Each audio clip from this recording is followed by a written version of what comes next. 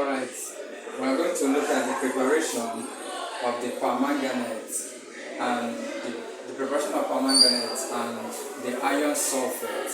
Please, I want you to know that some of us that were not able to get the anhydrous iron sulfate that the WEAC demanded, you can actually use the hydrated iron sulfate, just like this one that is hydrated.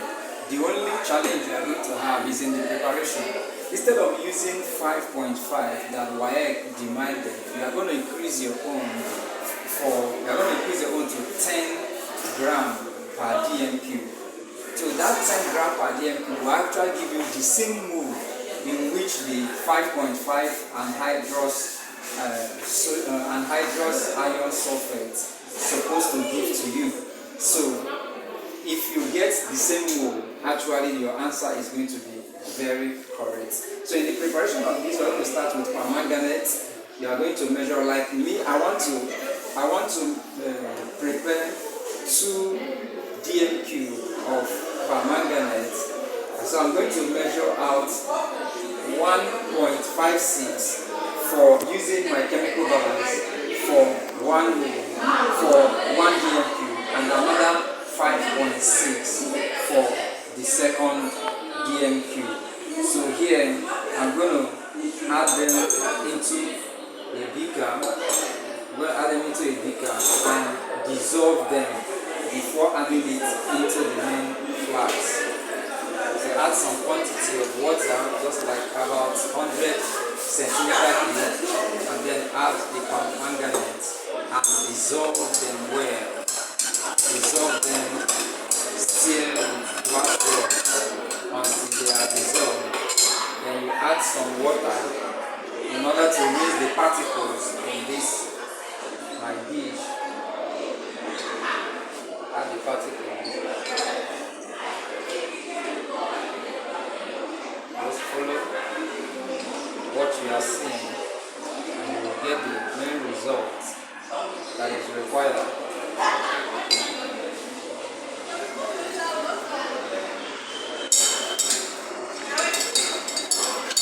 Add some quantity of water into the flat bottom flask. Add some quantity of water into the flat bottom flask. Then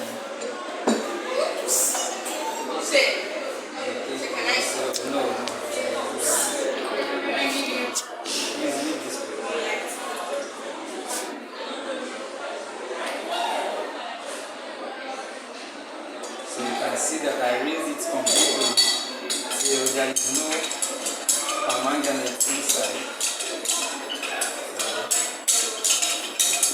And I've done this. I will stir and then introduce into the round bottom flask.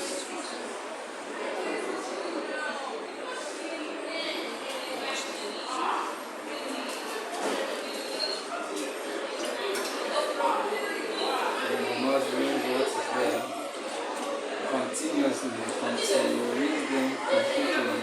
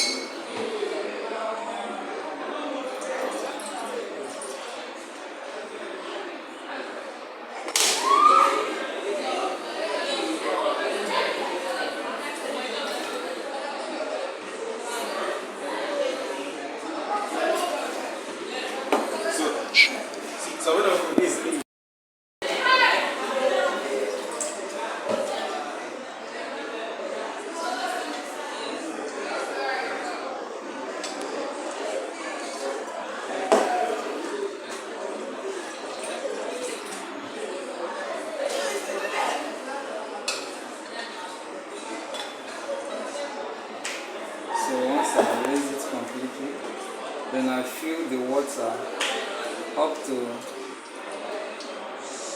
dm cube mark. You can see the mark here. Just fill the water up to 2 dm cube. Okay. And this clean water could not reach, which means I need to get some more.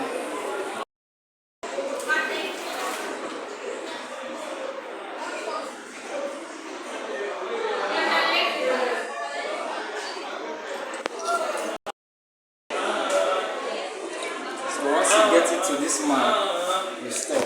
That's hot. Those that could not find the anhydrous sulfate can also use the hydrated one. And the only difference is that in hydrated one, you are going to increase the gram.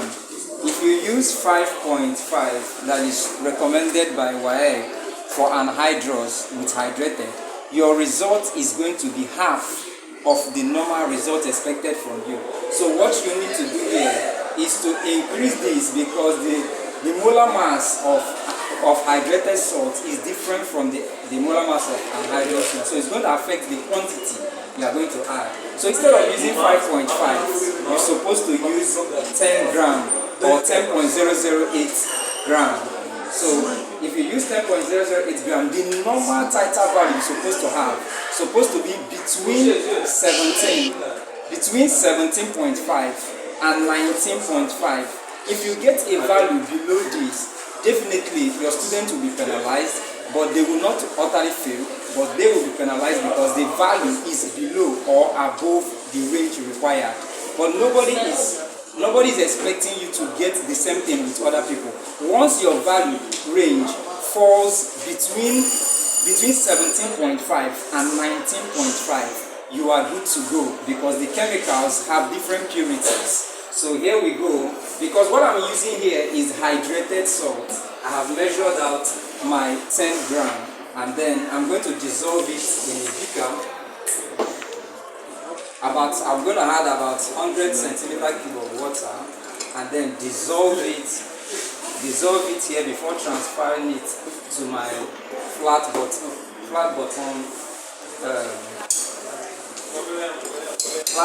flask. So I'm going to stir this continually, stir it well, and then ensure that it dissolves before adding it to my flat bottom flask, and add my water up to 1 dm cube. So the preparation, once your preparation is correct, definitely your result is going to be correct.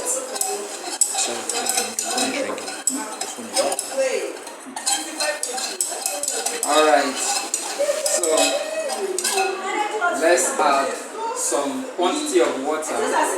Before you drop this, you raise it into the spoon, and then you add some quantity of water into your round bottom flask.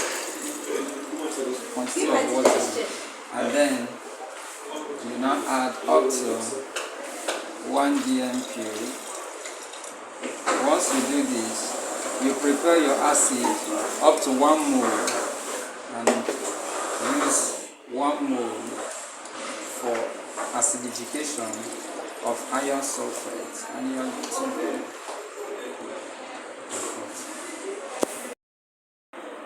Please, as we continue in the preparation of 1 mole of tetrodosulfosic acid that we are going to use to acidify the titration reaction, please don't forget to subscribe on this channel. Then you wait for us, because we are coming up with your physics practical, and you'll be getting much from us. Your physics practical, your biology practical. Please stay in tune with us, like this video, and make some comments, and I know that's another way to appreciate what we are doing. So in order to do this, we are going to measure out 55 centimeter cube of this concentrated acid, and then dilute it up to 1 dm cube. Is going to give us 1 mole of the acid, because the molarity of concentrated tetrodosulfosic acid is 18 mole per dm cube. So if we are going to dilute it up to 1 mole, just use your calculation formula, CV equals to CV, and then 1000, which is 1 dm cube, divided by 18 will give you 55. So you are going to measure out 55 centimeter cube of this and then add it into water. Add it into this measuring cylinder containing some quantity of water. So we use our small measuring cylinder, which is about 50 centimeter cube. So we measure out 50 centimeter cube first. Since it's not up to 55, measure out 50 first, and then add it and measure out 5 again, and add. This is 50, and then you add them gently because it will generate heat as we are adding. There is a thermic reaction, and then measure out 5 centimeter cube. 5 centimeter cube, which is at the base. 5 centimeter cube should be at this base. So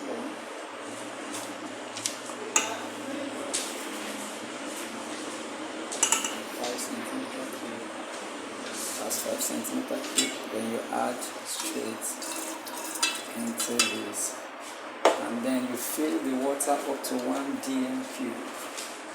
Fill it up to 1 dm cube, and that is 1 mole of your tetrodosulfate 6 acid.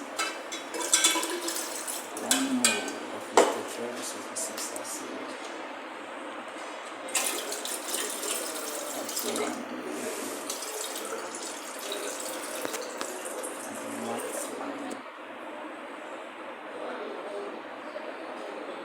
That's it.